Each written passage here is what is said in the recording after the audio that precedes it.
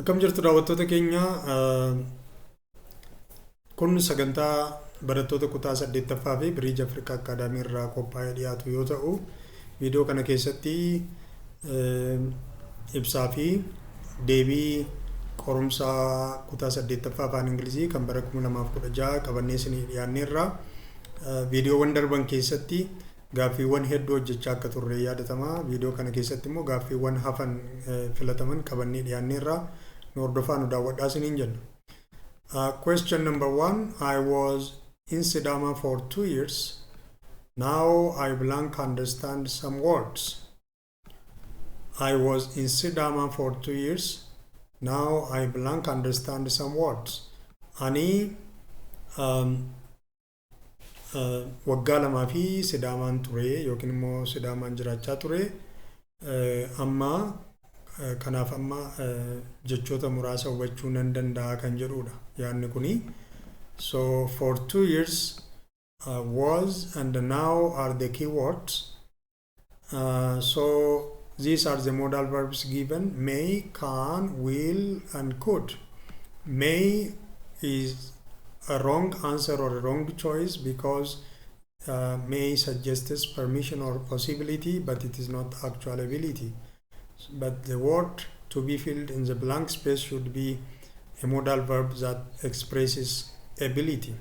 Dandeettii yookiin immoo waa danda'u kan agarsiisudha. Iddoo kanatti filachuu kan qabnu garuu may kan jedhu kun immoo dandeettii miti kan inni agarsiisu, kanaaf dogoggora jechuudha.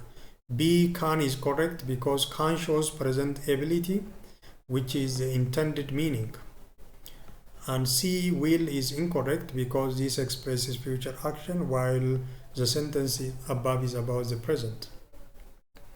D, could is incorrect because this is used for past ability while now is in the above sentence indicates the present. Asitti now jedha waan ta'eefi could kan jedhu kun iddoo kanatti galuu hin danda'u. Maaliif kontekstii kana keessatti could kan jedhu kun yeroo darbeedha kan inni agarsiisu. Maaliif this is the past form of can. And so the right answer or the right choice will be can.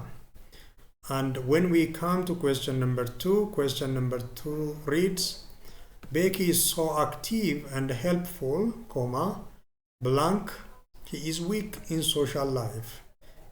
So active and helpful should be underlined, comma, he is weak in social life. So active and helpful is the opposite or antonym for weak. So the word to be filled in the blank space must be a conjunction which expresses contradictory or contradiction between active and helpful and weak.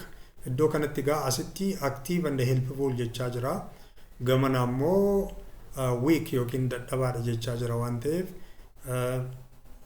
walqabsiiftuun iddoo kanatti filachuu qabnu walqabsiiftuu faallessaati jechuudha yookiin immoo yaada faallaa agarsiisuudha iddoo kanatti ta'uu kan qabu. So the opposing or contrasting conjunction must be filled or must be chosen to be filled in the blank space. A, because, is incorrect because usually gives a reason or used to give a reason but not contrast.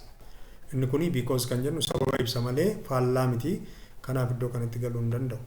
Then is also wrong because then shows consequence or time. Yeroo agarsiisan kun immoo yeroo agarsiiftuudha malee faallaa miti kan yaada faallaan agarsiisu yookiin hin ibsu. Whereas correct because whereas shows contrast between two facts. Whereas jechuun garuu yookiin immoo haa ta'uyyuu malee akka jechuuti. Kanaaf iddoo kanatti kan galu Becky is so active and helpful whereas he is weak in social life. Even though he is active and helpful, he is weak in social life. Kan jedhu yaada qaba jechuudha. Similarly is also wrong because similarly shows similarity but not contrast. Inni kun immoo similarly jennee gaafa yaada tokko ibsinu yaadawwan wal fakkaataniin malee yaadawwan wal faallessaniif miti jechuudha kan itti fayyadamnu.